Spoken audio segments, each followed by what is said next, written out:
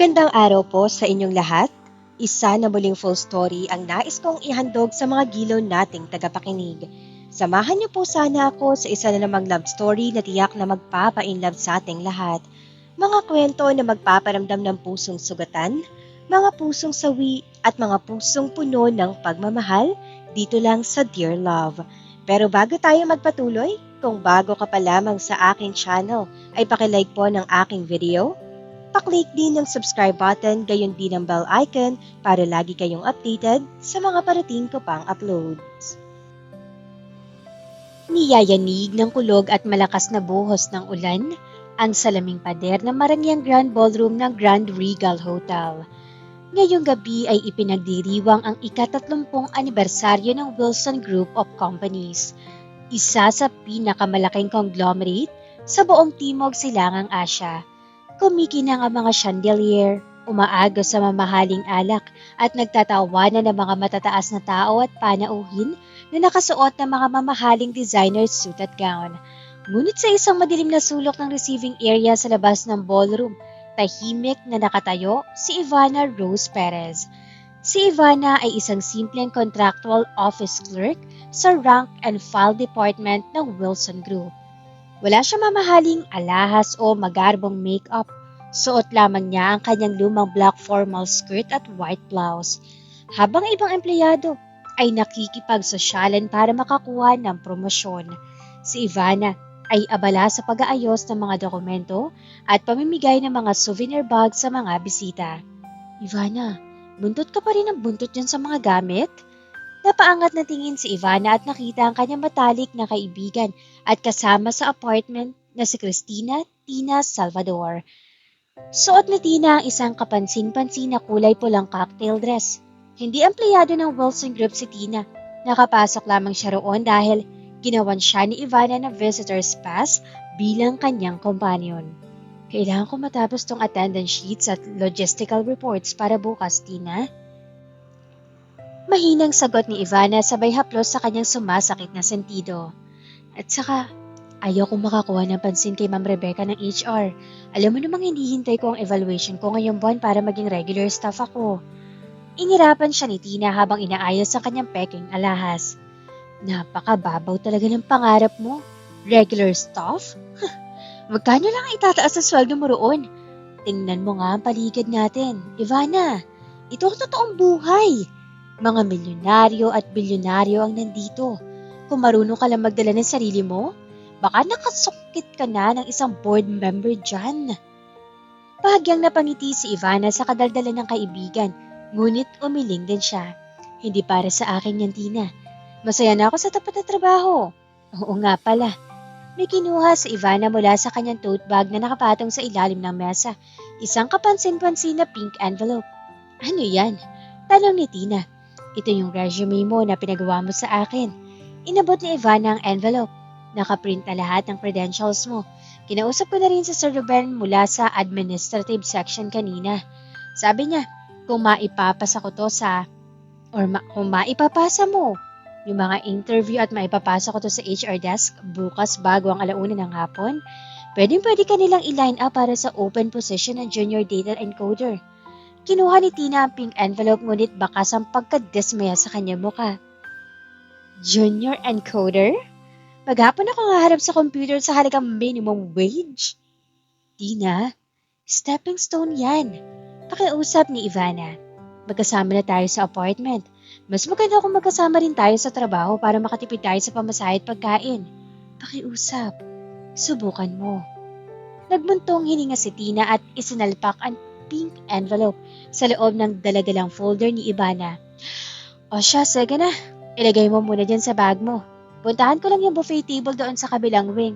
Balita ko, may totoong caviar at imported champagne daw.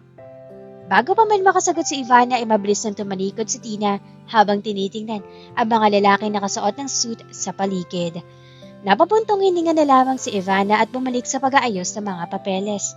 Biglang tumahimik ang buong hall nang mamatay ang mga pangunahing ilaw at nakatutok ang spotlight sa gitna ng entablado. Ladies and gentlemen, anunsyo ng MC sa mic. Let us all welcome the Chairman and Chief Executive Officer of the Wilson Group of Companies, Mr. James Alexander Wilson. Pumuho sa malakas na palakpakan. Mula sa VIP holding room ay lumabas ang isang lalaking tila iginuhit ng perpeksyon. Si James, matangkad at may matikas na pangangatawan, matalim ang mga mata at may malamig ngunit makapangyarihang aura na kaya magpatahimik sa buong silid. Suot niya ang isang tailored charcoal gray suit na gawa sa Italy. Napatitig si Ivana sa malayo. Sa mga tulad niyang nasa pinakamababang antas ng kumpanya, si James Wilson ay parang isang Diyos sa tuktok ng bundok. Di maabot, kinatatakutan at lubos na iginagalang. Walang sino mang ordinaryong empleyado ang nakakalapit sa kanya na walang pahintulit ng 3 layer ng mga executive assistants. Magandang gabi sa inyong lahat. Malamig at bariton ang boses ni James na umalingaw-ngaw sa buong ballroom. Tonight is not just about celebrating 30 years of financial dominance. It is about setting the stage for the next decade.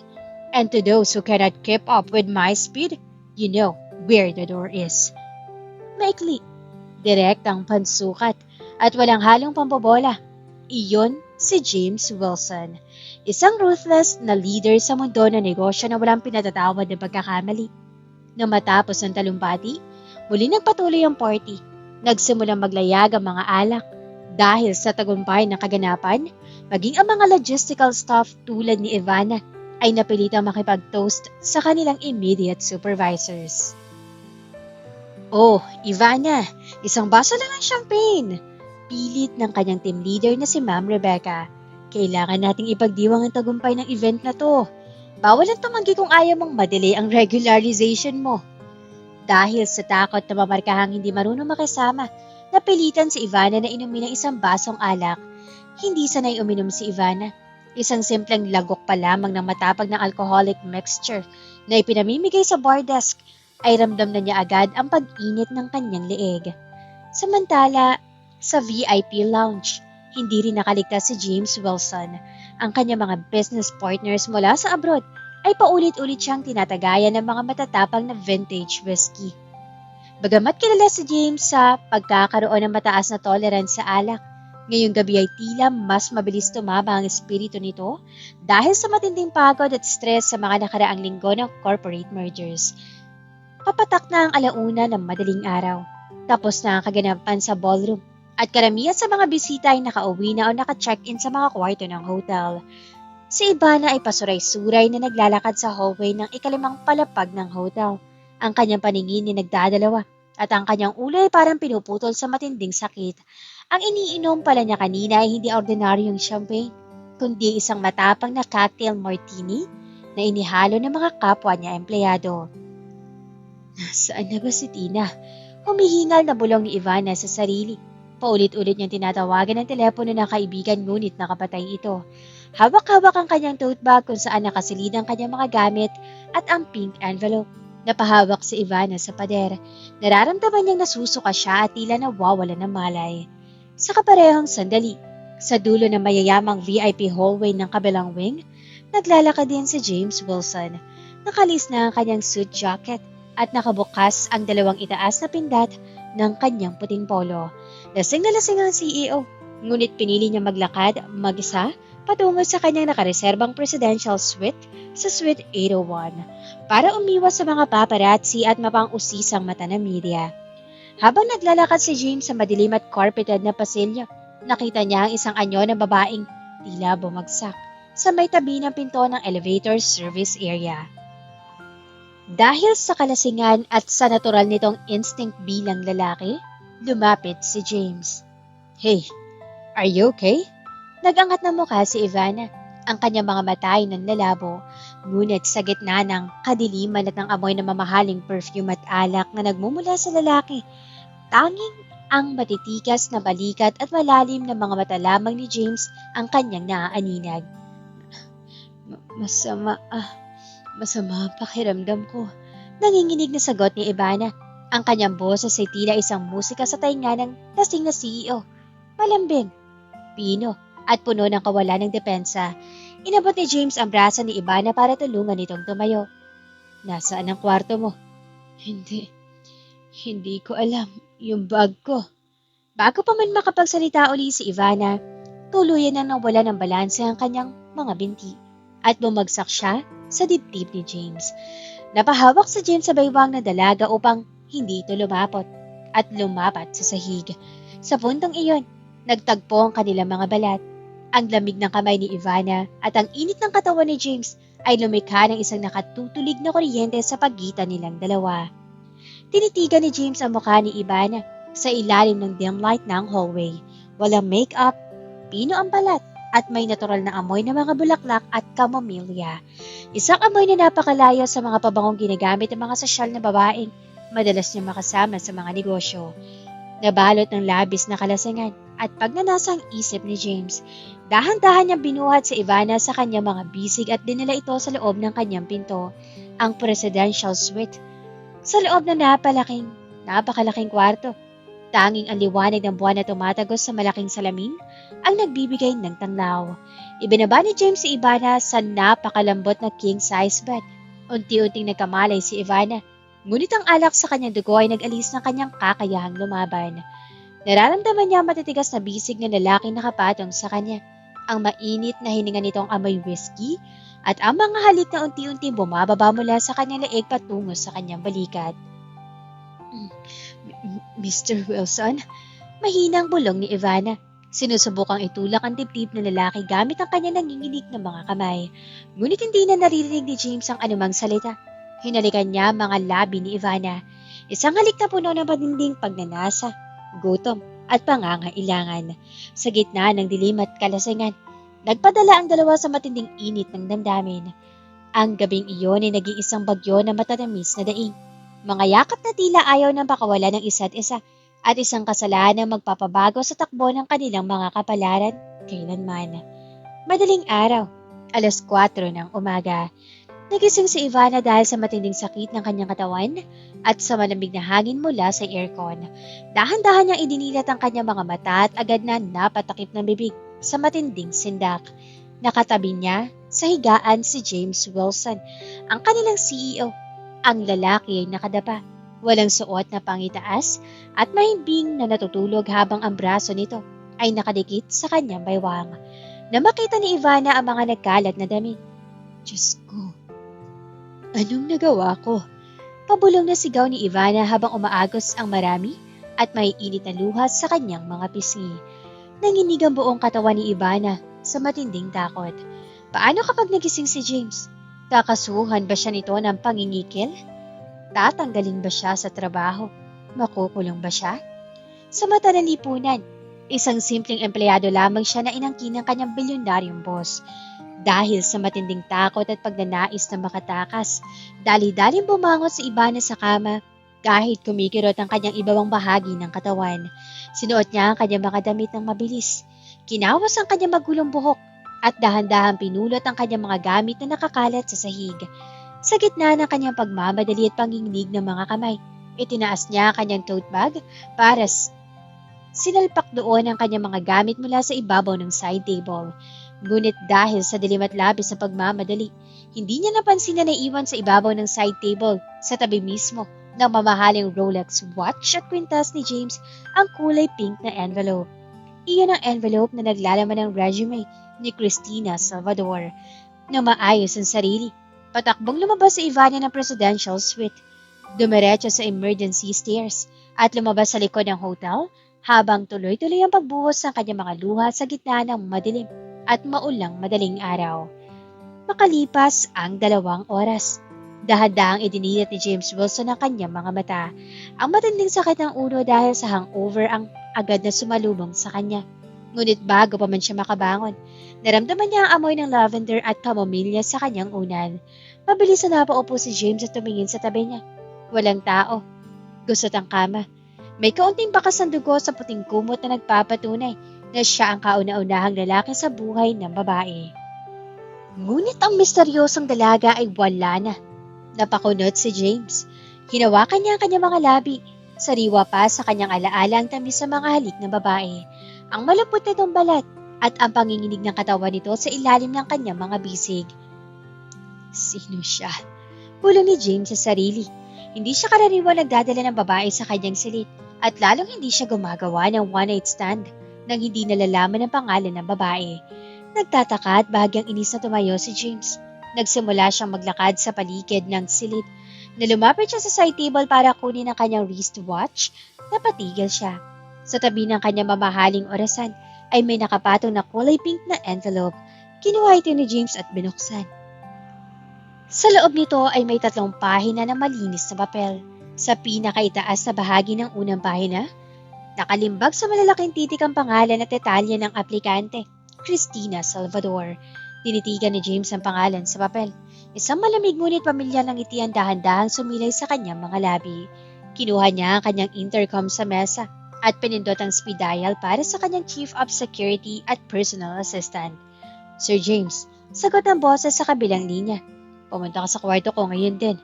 Malamig na utos ni James habang nakatitig sa pink envelope. At ipacheck mo agad sa HR department kung sino ang babae nagmamay-ari ng pangalan Cristina Salvador. Hanapin mo siya at dalhin mo siya sa harap ko. Ang maagang liwanag ng araw ay dahan-dahang sumisilip sa mga bintana ng Maynila. Basang-basa sa pawis at pawang nanginginig pa rin ang mga binti ni Ivana na makarating siya sa pintuan ng kanilang maliit na apartment sa Quezon City. Habang hawak ang susi, halos 3 beses niyang nabitawan ito bago tuluyan na buksan ang pintuan. Pumasok siya sa loob at mabilis na isnarado ang pinto. Tila may naghahabol sa kanya. Napasandal siya sa kahoy na pintuan at dahan-dahang napaupo sa sahig, habang ang kanyang mga luha ay muling umaagos ng walang patid. Anong ginawa ko? Panginoon ko, anong ginawa ko? Pulong ni Ivana sa sarili habang nakatakip ang mga kamay sa kanyang muka. Sariwa pa rin sa kanyang katawan ang bawat haplos, ang bawat halik, at ang kakaibang init na naramdaman niya sa piling ng lalaking kailanman ay hindi niya inakala makakasalubong sa ganitong paraan si James Wilson. Ang pangarap na mag-iisang regular na empleyado at magkaroon ng tahimik na buhay ay tila nanganib sa loob lamang ng isang gabi. Biglang bumukas ang pinto ng kabilang kwarto at inilawan ito si Tina. Nakasuot pa rin ito ng kanyang pulang cocktail dress kagabi. Magulo ang buhok at baka sa mukha matinding puyat at amoy ng alak. Oh, Ivana, saan ka galing? Iritablang tanong ni Tina habang nagkukuskus sa mga mata. Kanina pa kita tinatawagan. Saan ka ba natulog kagabi? Bigla ka nalang nawala sa ballroom. Nagangat na tingin si Ivana. Ang kanyang mga mata ay mamula-mula at halatang galing sa matinding pag-iyak. Tina. Napakunot si Tina at lumapit sa kaibigan. Teka, bakit ka umiiyak? At bakit ganyan ang ayos mo? Gulo-gulo ang damit mo. Tapos, napatigil si Tina na mapansin ang maliit na pasa at mga bakas ng halik sa leeg ni Ivana na bahagi nakalabas sa nakabukas nitong collar. Nalaki ang mga mata ni Tina. Lumuhod siya sa harap ni Ivana at marahas na hinawakan ng mga balikat nito. Ivana, sabihin mo sa akin na totoo. May nangyari ba sa'yo kagabi? Sinong lalaki ang kasama mo? Napahagulgol si Ivana. Dahil sa matinding takot at kawalan ng ibang masasandalan, ibinuhos niya buong katotohanan sa kanyang kaibigan. Lasing na lasing ako kagabi, Tina. Nanginginig na salaysay ni Ivana sa gitna ng kanyang mga hikbi. Hindi ko na alam kung paano ka nakarating sa VIP floor. Natagpuan ako ni Sir James. Akala ko tutulungan niya ako pero pareho kaming lasing. Dinala niya ako sa kwarto niya at may nangyari sa amin. Tila huminto ang mundo ni Tina. Natulala siya habang nakatitig sa kaibigan. Sinong Sir James? Si Mr. James Wilson? Ang CEO ng Wilson Group? Tumango si Ivana habang nakatupi ang mga tuhod sa kanyang dibdib. Natatakot ako, Tina. Natakot ako na baka ipakulong niya ako o tanggalin sa trabaho kapag nalaman niyang isang ordinaryong clerk lang ang nakasama niya. Kaya bago pa siya magising kanina madaling araw, pinulot ko agad ang mga gamit ko at tumakbo ako palabas ng hotel. Teka, sigurado ka bang wala nakakita sa'yo nung lumabas ka? Mabilis at direktang tanong ni Tina. Nagbago ang tono ng kanyang boses. Wala na ang pag-aalala, kundi isang kakaibang pagtataka at pagmamadali. Sana nga wala, sagot ni Ivana. Nagmamadali talaga ako ni hindi ko na naayos ang bag ko. Basta sinalpak ko lang lahat na nagkalat kong gamit sa mesa. Biglang natigilan si Ivana. Tila may malamig na tubig na ibinuhos sa kanyang ulo. Nalaki ang kanyang mga mata habang nakatitig sa bakanteng mesa na kanilang sala. Oh, bakit ka natahimik? Tanong ni Tina, nakatitig ang matalim kay Ivana. Tina, yung envelope. Anong envelope? Yung pink envelope na naglalaman ng resume mo. Nanginginig na wika ni Ivana. Dinala ko yun kagabi kasi bala ko sanang ipasa sa HR ngayon para matulungan kita makapasok at maging magkatrabaho na tayo rito. Naiwan ko yata sa ibabaw ng side table sa kwarto ni Sir James. Ano? Halos mapatili si Tina. Tumayo siya at napahawak sa kanyang ulo. Iniwan mo ang resume ko sa kwarto ng CEO? Pasensya na talaga, Tina. Nataranta ako. Hindi ko sinasadya. Umiiyak na pakiusap ni Ivana. Mag-aayos lang ako ng sarili ko at papasok na ako sa opisina. Magmamakaawa ako sa HR kung kailangan. Huwag ka lang nilang idamay. Sira ka ba? Marahas na sigaw ni Tina habang nakatitig ng matalim sa kaibigan. Kapag pumunta ka sa HR at sinabi mo yan, sisante ka kaagad. Masisira ang pangalan mo at paniguradong idadamay pa ako ng kumpanyang yan. Natahimik si Ivana. Habang si Tina naman ay nagsimula magpabalik-balik sa paglalakad sa maliit na sala. Sa kabila ng galit at gulat, isang madilim at ambisyosang kaisipan ang dahan-dahang nabubuo sa utak ni Tina. Si James Wilson, ang pinakamayamang bilyonaryo sa lungsod, at sa ibabaw ng kanyang side table ay ang pangalan ko. Nakarating si Ivana sa opisina. Nakatayo siya sa harap ng malaking salamin sa restroom ng Wilson Group. Pilit niyang tinatakpan na makapal na concealer at foundation ng mga pulang marka sa kanyang leeg. Isang malaking scarf ang itinali niya sa kanyang leeg upang masigurong walang sino makakakita sa mga bakas ng nakaraang gabi. Dahan-dahan siyang lumabas ng restroom at naglakad patungo sa rank and file department sa ikatlong palapag. Nanginginig ang kanyang mga tuhod sa bawat hakbang. Sa tuwing may dadaan na lalaki na kasuot ng suit, mabilis siyang yumuyuko at nagkukunwaring abala sa mga papel na hawak niya. Good morning, Ivana. Bati ng kanyang senior clerk na si Coran. Namumutla ka yata at bakit may scarf ka? Ang init-init sa labas ha. Medyo masama lang po ang pakiramdam ko, Ate Karen. Inatake po ng hika. Pilit ng ngiti at pagsisinungaling ni Ivana bago mabilis na umupo sa kanyang cubicle. Hawak-hawak ang kanyang ballpen. Hindi makapag-focus si Ivana. Bawat kaluskos ng pinto, bawat pagtunog ng telepono ay nagdudulot ng matinding kaba sa kanyang dibdib. Nahanap na kaya ni Sir James ang envelope? Nabasa na kaya niya? Biglang umalingaw-ngaw ang formal na anunsyo sa pamamagitan ng PA system ng kumpanya. Attention, all department heads. Mr. James Wilson has arrived in the building. All executive assistants are requested to report to the 8th floor immediately. Napatigil ang lahat ng empleyado sa palapag ni Ivana. Mabilis na nag-ayos ng mga mesa ang mga empleyado. Nakita ni Ivana mula sa malaking salamin ng hallway ang pagbaba ng VIP elevator sa ground floor. Mula rito ay lumabas si James Wilson. Matikas, nakasuot ng kanyang mamahaling dark gray suit at may seryosong mukha na kayang magpatakbo ng buong empire. Habang naglalakad si James kasama ang tatlong matataas na security escorts, napansin ng lahat. Kabilang na si Ivana na nakatitig mula sa malayo na may hawak ng CEO ng isang pink envelope. Ang puso ni Ivana ay parang lalabas na sa kanyang dibdib sa sobrang kaba. Napahawak siya sa kanyang tiyan na tila kumakabog ng matindi. Na makapasok sa kanyang marangyang presidential office sa 8th floor, inihagis ni James ang pink envelope sa ibabaw ng kanyang malaking mahogany desk. Humarap siya sa kanyang chief security officer na si Mark. Iyan ang resume na naiwan sa kwarto ko kagabi. Malamig at maikling utos ni James.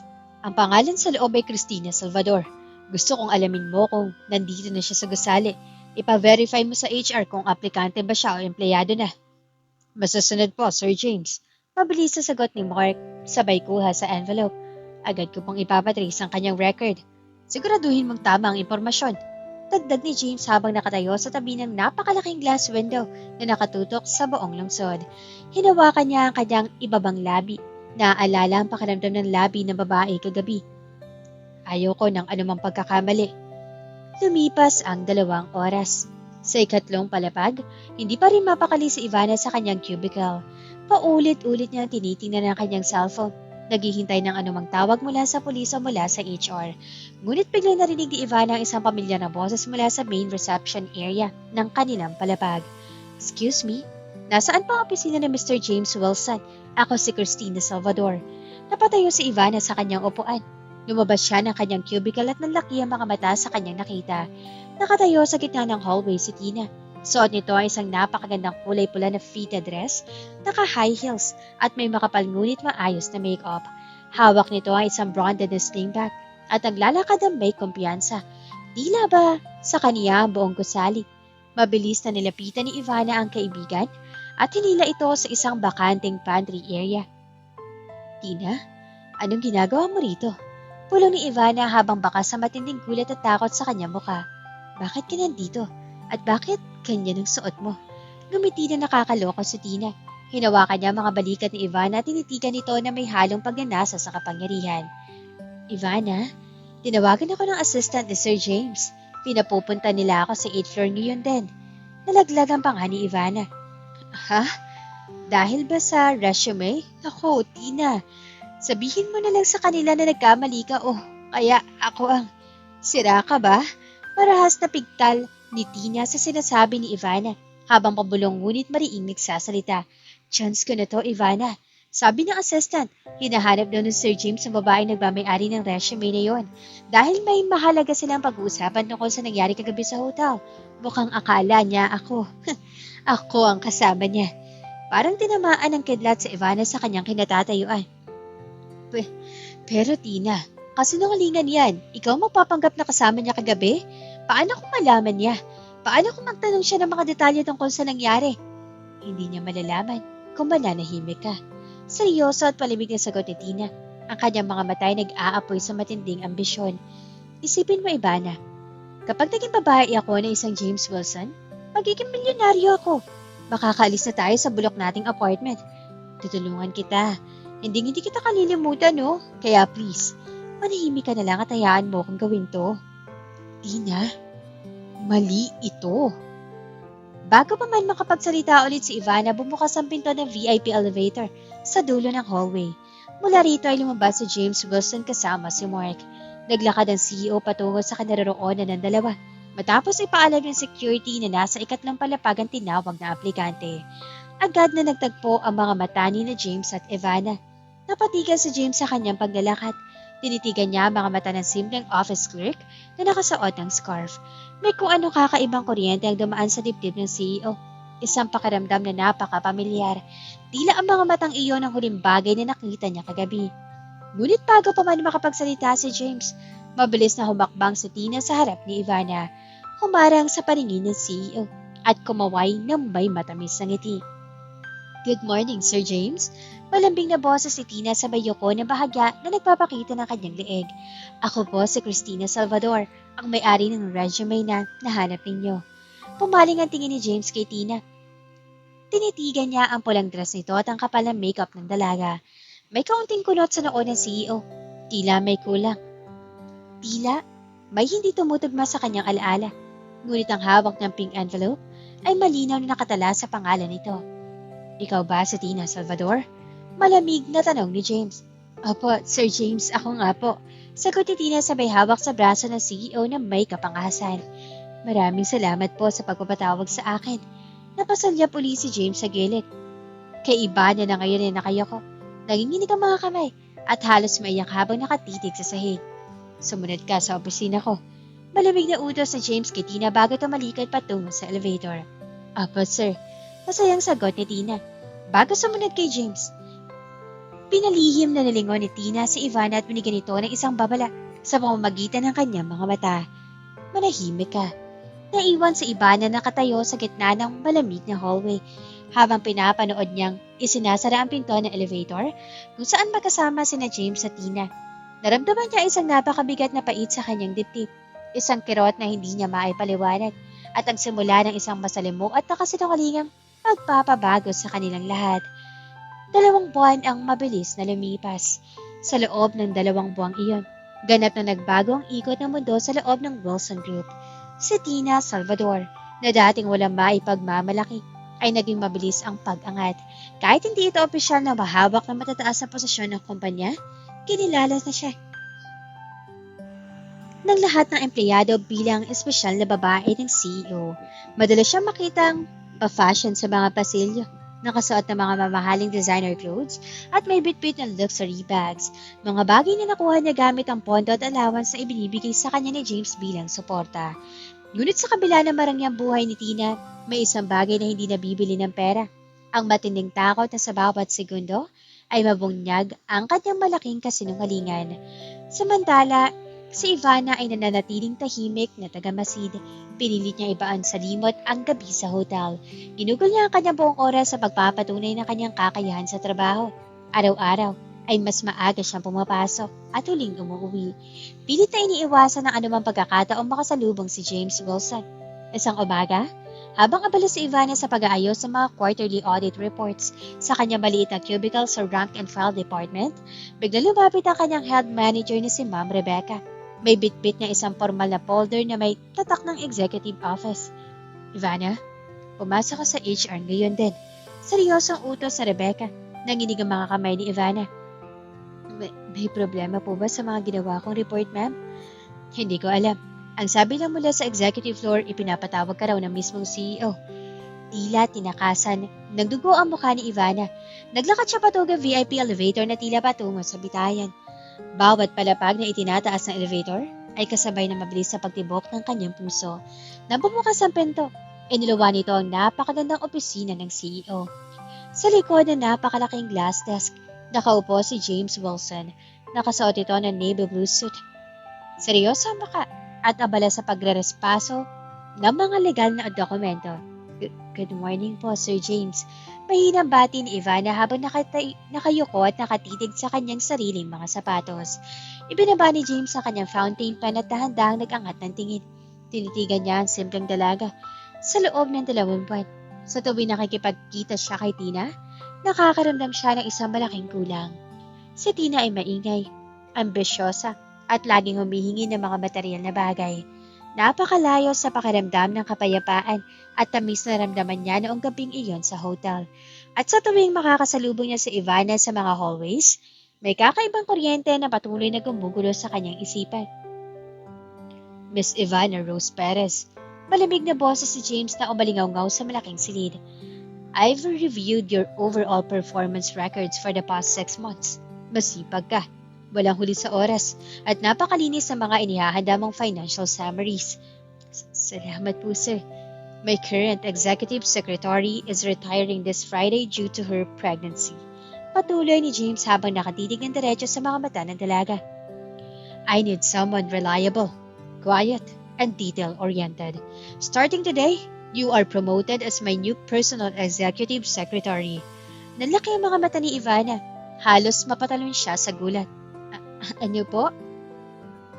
Gagawin niyo po akong personal secretary niyo, Sir James? Napakunot na si James. May problema ba roon? Miss Perez, dodobluhin ko ang kasalukuyan mong sweldo at magkakaroon ka ng sarili mong desk sa labas mismo ng pinto ko. Pero sir, regular staff lang po ako sa ibaba. Marami pong mas senior sa akin sa HR Secretarial Division. Mabilis na depensa ni Ivana. Ang totoo, ang kinatatakutan niya ay ang maging napakalapit niya kay James araw-araw at ang magiging reaksyon ni Tina kapag nalaman ito. I make the decisions in this company, Miss Perez, not HR. Malamig at may otoridad na sagot ni James. Tumayo siya mula sa kanyang swivel chair at dahan-dahan lumapit sa kinaroroonan ni Ivana. Aayawan mo ba mabilis sa pag-angat ng karir mo? Dahil sa paglapit ni James, muling naamoy ni Ivana ang pamilya na pabango ng CEO. Ang amoy ng sandalwood at mamahaling leather na nagpabalik ng lahat ng alaala ng gabing iyon. Pumilis sa tibok ng kanyang puso at napakagatlabi siya. Hindi naman po sa ganoon, sir. Tatanggapin ko po ang posisyon. Maraming salamat po sa tiwala. Sagot ni Ivana sabay malalim na pagyuko. Good. Move your things here before lunch. Huling utos ni James bago bumalik sa kanyang mesa. Namalkalabas si Ivana sa opisina. Malalim siya bumuntong hininga. Hawak-hawak ang kanyang dibdib. Hindi niya alam kung ang promosyong ito ay isang biyaya o ang simula ng kanyang pagbagsak. Nagsimula siyang mag-ayos ng kanyang mga gamit sa bago niyang desk sa tapat mismo ng pinto ng CEO. Ngunit wala pang isang oras, narinig niya ang tunog ng high heels na marahas na naglalakad mula sa elevator. Iniluwa nito si Tina. Suot nito ang isang kulay dilaw na silk dress at may bitbit na mamahaling paper bag mula sa isang kilalang restaurant. Ngunit nang makita niya si Ivana na nag-aayos ng mga folders sa tapat ng opisina ni James, agad na nagbago ang kanyang muka. Napuno ito ng matinding galit at hinala. Ivana? Sigaw ni Tina sabay lapit.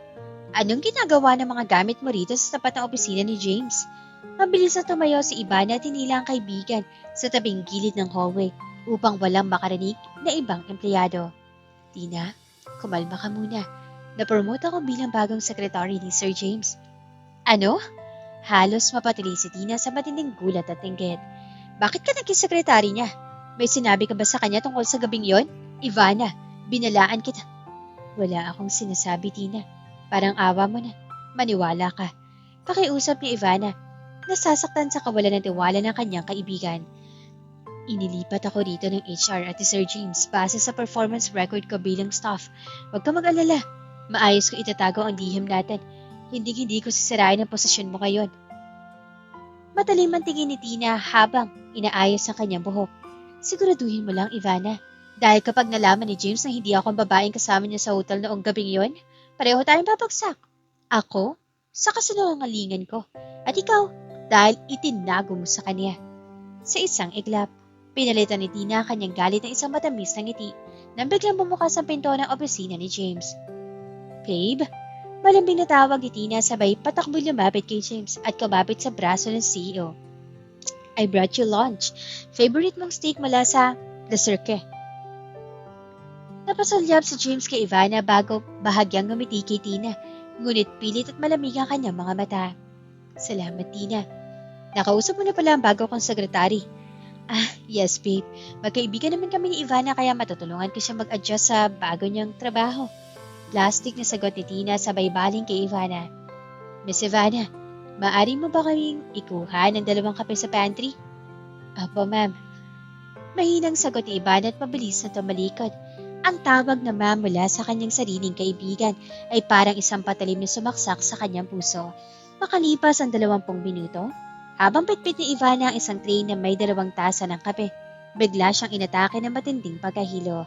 Sa nakalipas na 2 linggo, madalas na siyang makaramdam ng pagsusuka sa umaga at kakaibang pagkapagod. Ngunit isinaralwal niya ito dahil sa labis na stress. Dahan-dahan siyang pumasok sa loob ng opisina ni James. Sakto naman nakatayo ang CEO malapit sa pinto habang tinitingnan ng ilang blueprint. Samantalang si Tina ay busy sa pagpili ng alak sa minibar. Sa biglang pag-ikot ng paningin ni Ivana, nawala ng balansa ang kanyang mga binti at napatapit siya sa gilid ng carpet. Napasigaw si Ivana. Mabilis pa sa kidlat na binitawan ni James ang kanyang mga hawak na papel at ikinawit ang kanyang matipunong bisig sa baywang ni Ivana bago pa man ito humampas sa malamig na sahig. Nabitawan ni Ivana ang tray at ang mga tasa ay nabasag sa sahig, ngunit ligtas siyang nakasandal sa dibdib ng CEO. Nagtagpo ang kanilang mga mukha na napakalapit na distansya.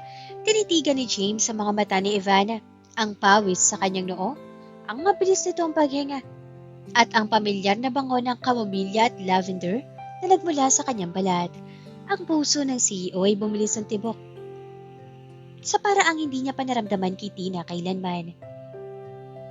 Are you alright, Ivana? Mahinang tanong ni James, ang kanyang boses ay puno ng pambihirang pag-aalala. James, anong nangyayari dyan? Galit na sigaw ni Tina mula sa minibar habang mabilis na lumalapit sa kanila. Mabilis na itinulak ni Ivana ang sariling malayo kay James. Nanginginig ang buong katawan at hawang kanyang tiyan at tila kumikirot. Pasensya na po, Sir James. Ma'am Tina, habang mabilis na nilalapag ang mga nabasag na bubog. Hindi alam ni Ivana, ngunit ang panibagong buhay na dahan-dahang lumalaki sa kanyang sinapupunan at ang lihim na kanyang pinoprotektahan ay patungo na sa isang napakadelikado at masalamuot na patibong. Lumipas ang 2 linggo mula na magsimula si Ivana bilang personal executive secretary ni James Wilson. Sa kabila ng matinding pagsubok na iwasan ang emosyonal na makikipag-ugnayan sa kanyang boss, lalong naging mahirap ang sitwasyon dahil sa kakaibang pagbabago nararamdaman ng kanyang katawan. Araw-araw ay mas lumalala ang kanyang pagkahilo. Ang amoy ng kape sa pantry na dating gusto niya ay nagdudulot na ngayon ng matinding pagsusuka at ang kanyang dating payat na katawan ay tila dahan-dahang nagbabago. Isang umaga, bago pumasok sa Wilson Group, Naglakas loob si Ivana na pumili ng 3 magkakaibang brand ng pregnancy test sa isang malapit na butika. Nakatayo siya sa loob ng maliit at malamig na banyo ng kanilang apartment. Nanginginig ang kanyang mga daliri habang hinihintay ang resulta ng mga test kit na nakapatong sa gilid ng lababo. Mabilis sa tibok ng kanyang puso at ang bawat patak ng tubig mula sa gripo ay parang tunog ng orasan na nagbibilang sa kanyang kapalaran. Lahat ng 3 kit ay nagpapakita ng 2 malilinaw na pulang guhit. Positive. Napatakip ng bibig si Ivana habang napasandal sa pader ng banyo. Dahan-dahan siyang napaluhod sa malamig na sahig, habang ang may init na luha ay mabilis na umaagos sa kanyang mga pisngi. Hinawakan niya ang kanyang patag, parintiyan. Buntis ako. 2 buwan at kalahati na nakalilipas mula noong gabi sa presidential suite ng Grand Regal Hotel. At sa loob ng panahong iyon, walang ibang lalaking humawak o humalik sa kanya kundi si James Wilson. Ang sagol na lumalaki sa kanyang sinapupunan na ng isang tagapagbana ng bilyonaryong CEO, ang lalaking inaakala ng buong mundo na pagmamayari ng kanyang matarik na kaibigan na si Tina. Gabi ng parehong araw, hindi na nakapaghintay si Ivana. Alam niyang hindi niya maaaring itago ang kanyang pagbubuntis ng matagal, lalo na araw-araw nang nakakaharap si James sa opisina. Pinakausapan niya si Tina na makipagkita sa kanya sa isang tago at tahimik na kainan, malapit sa kanilang apartment matapos ang oras ng trabaho. Nang makarating si Tina, nakasuot ito ng mamahaling trench coat at sunglass. Tila isang sikat na artista na ayaw makilala ng mga tao. Ivana, alam mo namang may dinner date kami ni James sa isang luxury yacht ngayong gabi. Iritableng bungad ni Tina habang umuupo sa tapat na mesa. Hindi sumagot si Ivana. Kinuha niya mula sa kanyang bag ang isang maliit na white envelope at dahan-dahang ito inilapag sa harap ng kaibigan. Napakunot na si Tina at binuksan ang envelope. Nang makita niya ang 3 pregnancy test kit na may 2 pulang guhit, nanlaki ang kanyang mga mata sa matinding gulat at galit. Ano to? Halos mapatayo si Tina sa kanyang upuan. Nanginginig ang boses sa pabulong na sigaw.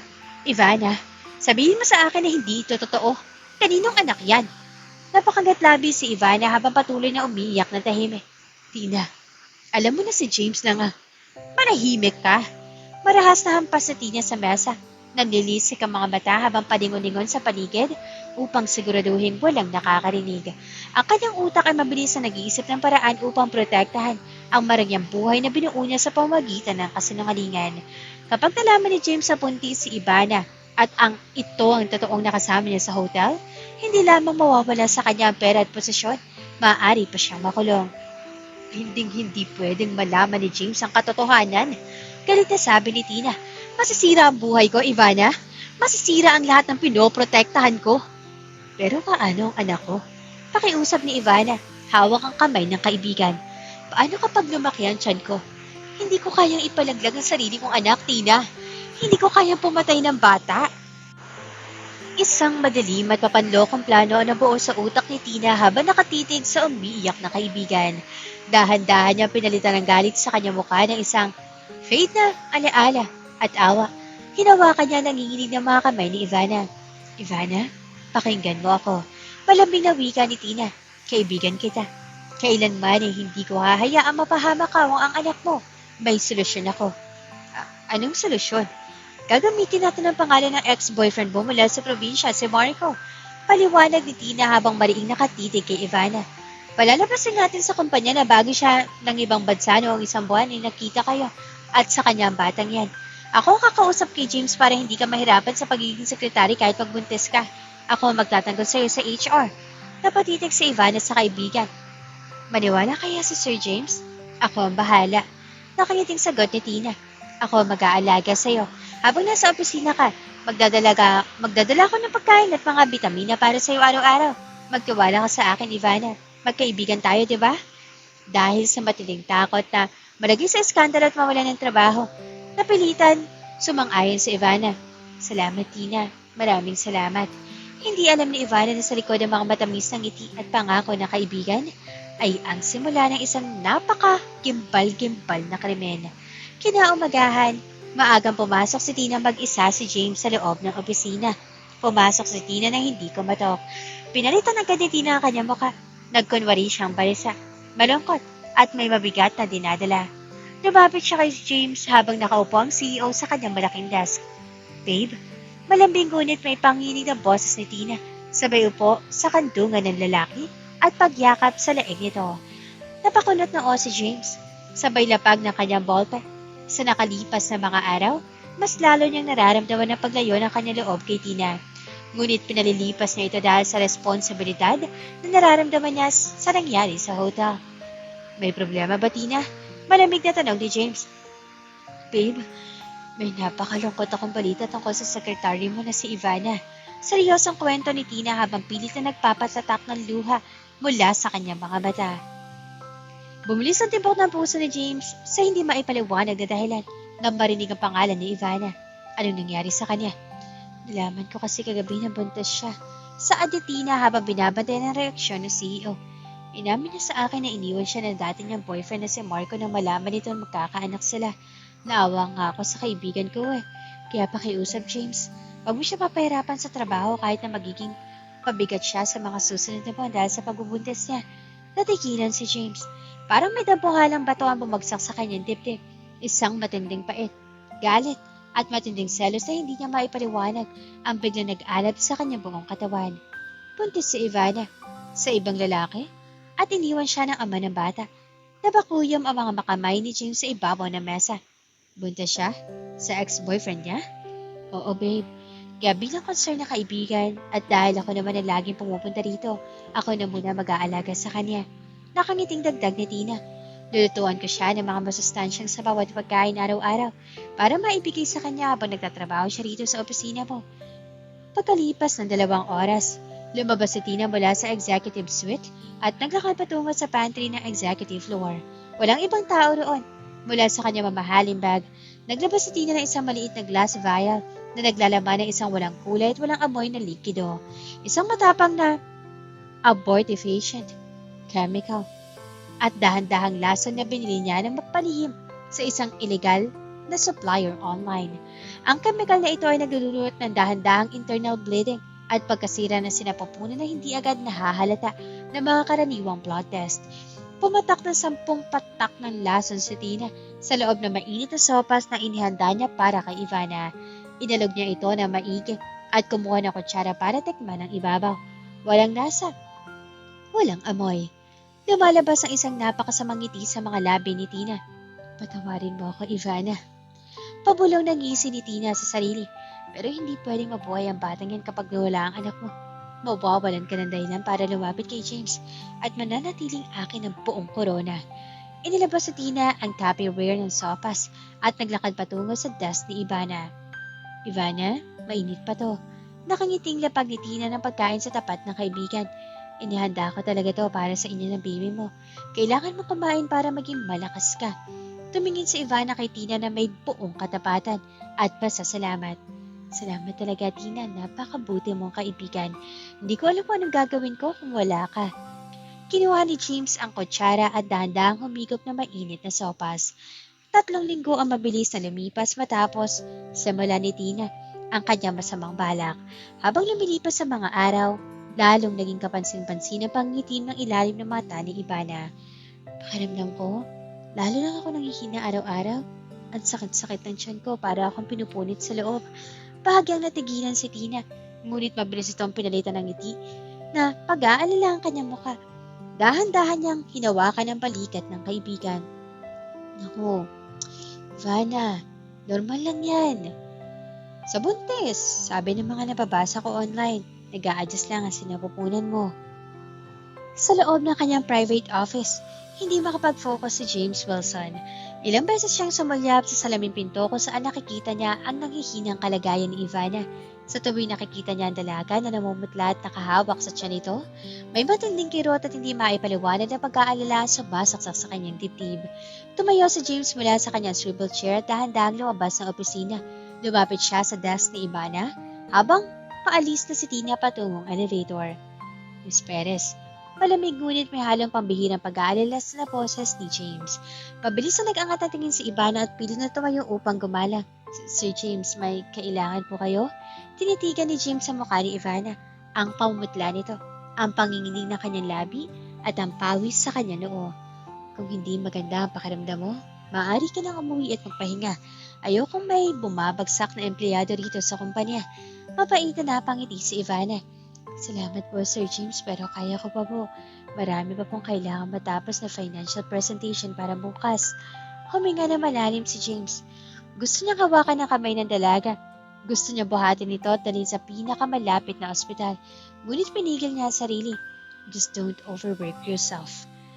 Huling utos niya bago muling pumasok sa kanyang silid. Papatak ang 8:00 ng gabi. Naging napakalakas ng buhos ng ulan sa labas ng Wilson Group Building. Ang kulog at kidlat ay patuloy na gumugunaw sa kalangitan ng Maynila. Dahil sa isang dambuhalang merger project na kailangang isubmit sa Board of Directors kinabukasan, napilitang mag-overtime si James kasama si Ivana. Tangi ang patak ng ulan sa salamin at ang mahinang lagutok ng keyboard ni Ivana ang naririnig. Sa loob ng kanyang opisina, hindi na nakatiis si James. Kinuha niya ang kanyang suit jacket mula sa rack at nagpa siyang lumabas para patigilin niya sa pagtatrabaho ang kanyang sekretarya. Miss Perez, sapat na yan para sa gabi. Hindi na natapos si James ang kanyang sasabihin. Biglang napatayo si Ivana mula sa kanyang swivel chair. Napahawak siya na mahigpit sa gilid ng mesa habang ang kanyang mukha ay nawalan ng anumang bakas ng dugo. Sir James, ang tiyan ko. Sigaw ni Ivana sa matinding sakit. Sa isang iglap, bumagsak si Ivana sa malamig na sahig. Nanlaki ang mga mata ni James sa matinding pangingilabot nang makita ang mabilis na pagkalat ng pulang dugo sa palda ng dalaga at sa pulang carpet ng hallway. Ivana! Sigaw ni James. Naitapon niya ang kanyang jacket at mabilis na lumuhod sa sahig upang buhatin ang nanginginig at pawisan na katawan ng dalaga. Sir, ang baby ko, pakiusap, iligtas mo ang baby ko. Umiiyak at halos walang boses na pakiusap ni Ivana habang hawak ang dibdib ni James bago tuloy na wala ng malay sa mga bisig ng CEO. Ivana, stay with me. Galit at natataranta na sigaw ni James. Hindi na nag-aksaya ng panahon ng bilyonaryo. Hawak ang walang malay na sa Ivana sa kanya mga bisig. Mabilis siya tumakbo patungo sa VIP private elevator. Bumaba siya sa basement parking, isinakay si Ivana sa passenger seat ng kanyang Land Cruiser at pinatakbo ng napakabilis sa gitna ng malakas na ulan at basang kalsada.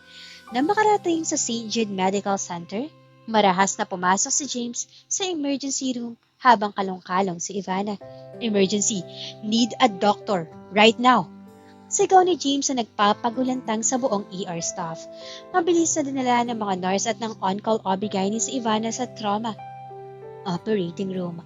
Naiwan si James sa labas ng hallway, basang-basa sa ulan. Magulo ang buhok at may malaking bahid ng dugo ng dalaga sa kanyang mahal na suit. Nanginginig ang kanyang mga kamay habang pabalik-balik na naglalakad.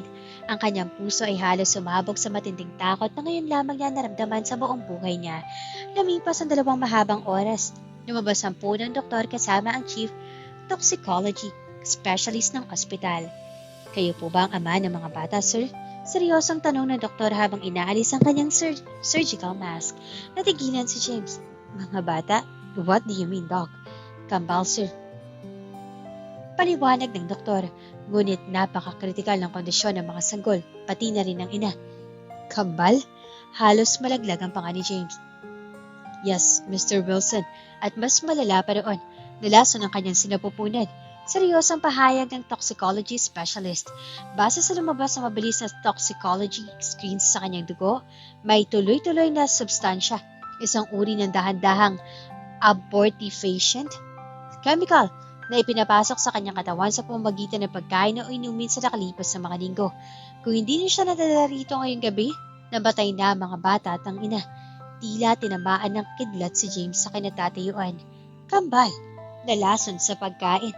Biglang naglandas sa kanyang isip ang mga eksena sa opisina sa nakalipas na buwan. Ang araw-araw na papagpapakain ni Tina kay Ivana sa ngalan ng concern. Napakuyom ang mga kamay ni James habang ang matinding galit at dilim ay nagsisimula mag-alab sa kanyang mga mata. Sino? Sino ang gumagawa nito sa kanya? Bulong ni James sa sarili. Habang patuloy na binabantayan ni James ang walang malay na si Ivana sa ICU ng ospital, hindi na nag-aksaya ng panahon si James. Kinuha niya ang kanyang telepono at tinawagan ang kanyang Chief Executive Officer na si Mark. Mark, pumunta ka sa 8th floor ngayon din. Malamig ngunit mariing utos ni James. Kumuha ka ng mga sample ng pagkaing iniiwan ni Tina sa desk ni Ivana, pati na rin ang mga lalagyan at baso sa pantry. Kumuha ka rin ng kopya ng lahat ng CCTV footage sa executive suite sa nakalipas na 1 buwan. Masusunod po, Sir James. Mabilis sa sagot ni Mark. Makalipas ang 1 araw.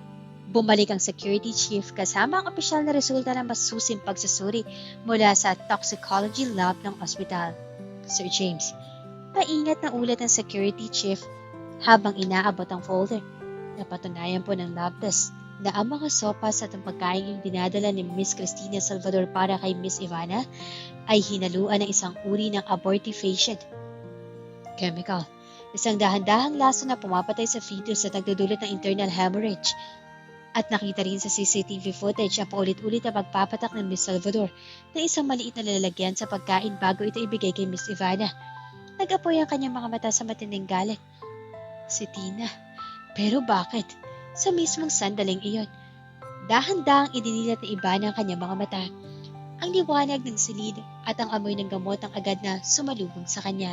Nang makita niya si James na nakatayo sa gilid ng kanyang kama, agad na bumuhos ang kanyang mga luha habang hawak ang kanyang tiyan. Sir James, ang mga anak ko, kumusta ang mga anak ko? Humihikan at umiiyak na tanong ni Ivana. Lumapit si James at masuyang hinawakan ang nanginginig na kamay ng dalaga. Ligtas sila, Ivana, at ligtas ka rin. Nagdadalang tao ka ng kambal. Napasinghap si Ivana habang ang luha ng kagalakan at takot ay sabay na umaagaw sa kanyang mga pisngi. Kambal? Ngunit bago pa man siya makapagsalita uli, bumaba ang tono ng boses ni James puno ng pait at matinding emosyon. Ivana, halos mamatay ka at ang mga bata dahil nilalason ka. At ang gumagawa niyon sa'yo ay ang kaibigan mong si Tina sa pamamagitan ng mga pagkain na ibinibigay niya sa'yo araw-araw. Hindi magagawa sa akin yun ni Tina. Ngayon, magtapat ka sa akin, Ivana. Huwag ka na magsinungaling. Sino ang totoong ama ng kambal sa sinapupunan mo? Dahil alam kong hindi ang ex-boyfriend mo na kasama mo noong gabing iyon sa hotel. Napahagol ko si Ivana. Hindi na niya kayang pasanin pa ang napakabigat na lihim habang nakikita muntik nang mawala ang buhay ng kanyang mga anak dahil sa sarili niyang sakripisyo para sa isang walang kwentang kaibigan. Ikaw, James, umiiyak na pag-amin ni Ivana. Ikaw ang ama ng kambal. Ako ang totoong babae na kasama mo sa hotel room noong gabing yon. Natigilan si James. Tila huminto ang ikot ng mundo para sa CEO. Ako nakapag-iwan ng pink envelope na may resume ni Tina dahil gusto ko siyang tulungan makapasok sa kumpanya. Patuloy ni Ivana sa gitna ng kanyang mga hikbi. Nalaman ni Tina ang nangyari at nakiusap siya sa akin na ipaubaya sa kanyang pagkakataon. Natakot din ako kaya nananahimik lang ako. Ang lahat ng piraso ng puzzle ay tuluyan na nabuo sa isip ni James. Ang pamilya na bango ng lavender at chamomilla. Ang kakaibang kuryente sa tuwing nagtatampo ang kanilang mga mata at ang walang katapusang pag-aalala na nararamdaman niya para sa dalaga mula noong unang araw. Diyos ko, Ivana, gusto niyang pinalitan ng halikan noon ng dalaga habang may sariling luhang pumapatak sa kanyang mga pisngi. Patawarin mo ko kung naging bulag ako. Habang nagkakaliwanagan ng dalawa sa loob ng kwarto ng ospital, wala nang kamalay-malay si Tina na kasalukuyang busy sa isang marangyang mall. Sa loob ng isang marangyang luxury boutique sa Bonifacio Global City, masayang-masaya si Tina. Hawak niya ang higit 5 malalaking shopping bag na naglalaman ng mga mamahaling designer bags, sapatos at mamahaling damit. Gamit ang extension credit card na ibinigay sa kanya ni James para sa kanyang mga kapritsyo, pakiramdam niya ay siya na ang pinakamakapangyarihang babae sa lungsod. Kailangan ko rin bumili ng bagang diamond earrings. Bulong ni Tina sa sarili habang umaharap sa salamin. Ngunit sa gitna ng kanyang pagsasaya, biglang tumunog ang kanyang iPhone. Ang pangalan ni James ang lumabas sa screen. Pinalitan agad ni Tina ang kanyang boses ng isang malambing at nakakaawang tono bago sinagot ang tawag. Babe, napatawag ka. Nasaan ka na? Nandito ako sa St. Jude Medical Center kasama si Ivana. Malamig at walang kaemosyong boses ni James mula sa kabilang linya. Isinugod siya kagabi dahil sa matinding aberya. Pumunta ka dito ngayon din sa room 408. Kailangan ka ng kaibigan mo. Malawak ang naging ngiti ni Tina habang nakatitig sa kanyang mga bagong sapatos. Sabi na nga ba Sa isip-isip niya, nalaglag na ang bata. Diyos ko, babe, talaga? Sige, pupunta ako agad dyan. Nag-aalala lang sagot ni Tina bago mabilis na ibinaba ang telepono. Inayos niya ang kanyang sarili at patakbong lumabas ng mall patungo sa kanyang sasakyan. Pagkalipas ng 30 minuto, marahas na binuksan ni Tina ang pinto ng room 408 sa ospital. Ivana? James, Diyos ko, anong nangyari? Historical na sigaw ni Tina habang patakbong lumalapit sa kama, nakahawak sa kanyang dibdib at may mga luha sa pisngi. Nabalitaan ko ang nangyari sa anak mo, Ivana. Bakit naman nagkaganito? Ngunit napatigil si Tina sa gitna ng silid. Walang bakas ng pagdadalamhati sa mukha ni na Ivana at James. Si Ivana ay payapang nakasandal sa mga unan, hawak ang kanyang tiyan. Samantalang si James naman ay nakatayo sa tabi nito. Malamig ang mga mata, nakakrus sa mga braso, at may matinding dilim sa kanyang mukha. Hindi nangyari ang gusto mo, Tina. Oh, ang mga plano mo? Malamig na tanong ni James. Ang kanyang boses ay tila talim na sumaksak sa katahimikan ng silid. Nanginig ang mga kamay ni Tina. James, anong ibig mong sabihin? Nag-aalala lang ako sa kaibigan ko. Huwag ka na magpanggap, Tina. Sigaw ni James na nagpayanig sa buong silid. Kinuha niya ang isang makapal na folder mula sa mesa at marahas na ibinagsak ito sa paanan ni Tina. Nandyan, ang toxicology report mula sa mga doktor. Napatunayan na nilalason mo si Ivana sa pamamagitan ng mga pagkaing dinadala mo sa kanya araw-araw. Nalamig ang buong katawan ni Tina. Isa-isang nabitawan ng mga hawak niya mamahaling shopping bag sa sahig. Hindi yan totoo. Gawa-gawa lang yan ng mga doktor. Nagpapapaniwala ka sa babaeng yan, James. Buntis siya sa ibang lalaki at ginagamit ka lang niya. Ang kambal sa sinapupunan ni Ivana ay mga anak ko. Pagputol ni James sa kanyang salita. At si Ivana ang totoong babae na kasama ko sa hotel noong gabing iyon. Alam ko na ang lahat, Tina. Ang kasinungalingan mo, ang pagnanakaw mo sa kumpanya, at ang pagtatangka mong patayin ng sarili kong mga anak. Nalaki ang mga mata ni Tina sa matinding sendak.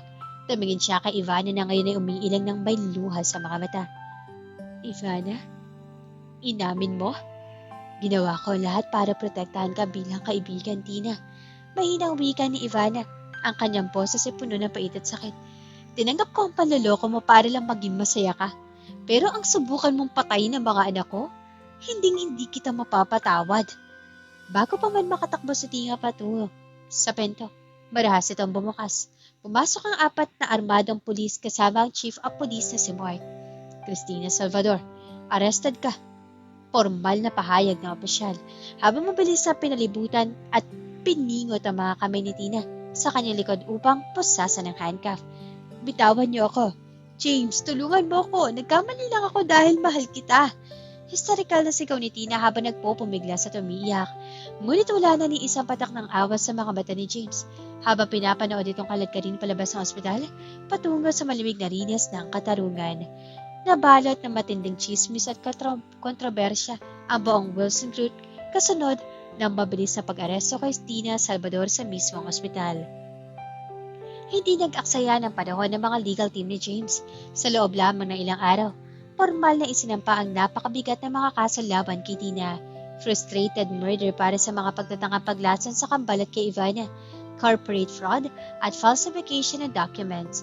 Walang piyansa na inirekomenda ang hukuman dahil sa matinding ebidensya mula sa toxicology reports, CCTV footages at bank transactions na nagpapakita ng illegal niyang paggamit ng pondo. Sa loob ng kulungan, nawala ang dating angas at kagandahan ni Tina. Nakasuot ng kulay orange ng presuhan uniform.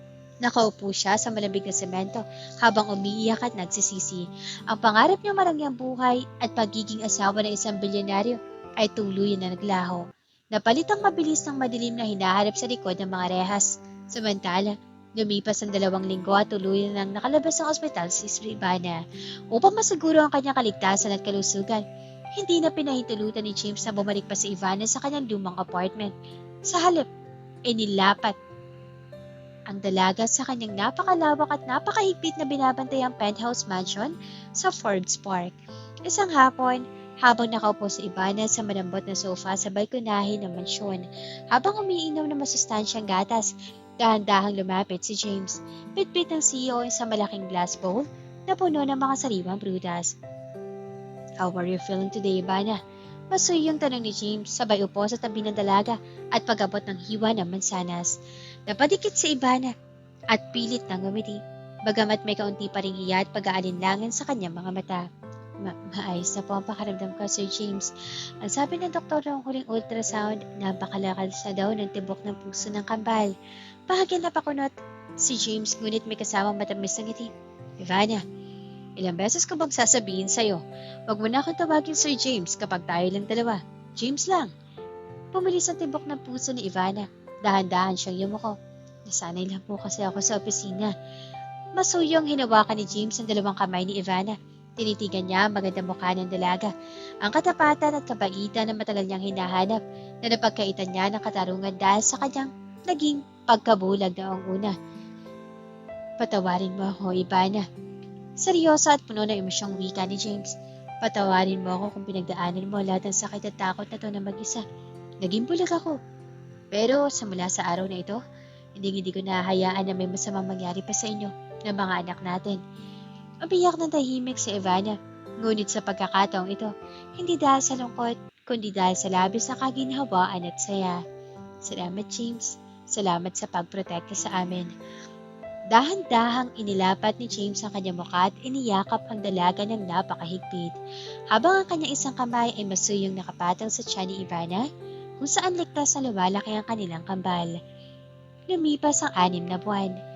Naging napakatahimik at puno ng pagmamahal ang mga sumunod na buwan sa buhay ni Ivana. Hindi siya pinabayaan ni James kahit sa ang anggulo. Sinamahan siya nito sa bawat prenatal check-up, nag-aral ng parenting classes, at personal na nag-isigasa sa pagpapatayo ng isang napakalaking nursery room sa loob ng mansyon. Isang umaga sa St. Jude Medical Center Executive Delivery Suite, ang iyak ng dalawang sanggol ay umalingaw sa buong silid. Congratulations, Mr. and Mrs. Wilson. It's a healthy boy and a girl. Masayang pahayag ng punong OB-GYN habang inilalapag ang dalawang bagong silang na sanggol sa dibdib na nangihinang ngunit napakasayang si Ivana. Nakatayo sa tabi ng kama si James. Nakasuot ng hospital gown. Ang matapang at malamig na CEO hindi na napigilang humagulgol sa labis na kagalakan habang nakatitig sa kanyang mag-iina. Hinalikan niya na paulit-ulit ang basang noon ni Ivana. Thank you, Ivana. Thank you for giving me a family. Umiiyak na bulong ni James. 1 taon ang nakalipas. Sa napakalawak na bakuran ng Wilson State, kinanap ang isang napakagandang garden wedding at sabay na binyag para sa kambal na sina James Jr. at Ivory. Nakatayo si James sa dulo ng altar, nakasuot ng eleganteng black tuxedo habang naghihintay. Nang magsimula ang tugtog ng wedding march, bumukas ang malaking pinto at inaluwas si Ivana. Nakasuot ito ng isang napakagandang white lace wedding gown na nagpapatampok sa kanyang angking kagandahan. Hawak niya isang bouquet ng white roses habang dahan-dahang naglalakad patungo sa lalaking pangarap ng kanyang puso. Nang magtagpo ang kanilang mga kamay sa altar, hinawakan ni James ang mukha ni Ivana at kumiti ng buong tapat. Mula sa isang lihim na gabi sa hotel, hanggang sa mga pagsubok na pilit tayong sinira, hindi ko akalaing ang totoong swerte ng buhay ko ay ang makasama ka. Wika ni James sa kanyang wedding vows. Ivana, ikaw ang aking ngayon, ang aking bukas, at ang aking habang buhay. Mahal na mahal kita, James. Sagot ni Ivana habang umaagos ang luha ng kaligayahan sa harap ng Diyos, ng kanilang pamilya, at ng kanilang dalawang malusog na anak. Nagpalitan sila ng mga singsing at isang matamis na halik na nagmarka sa wakas ng kanilang pagdurusa at ang simula ng isang walang katapusang pamilya.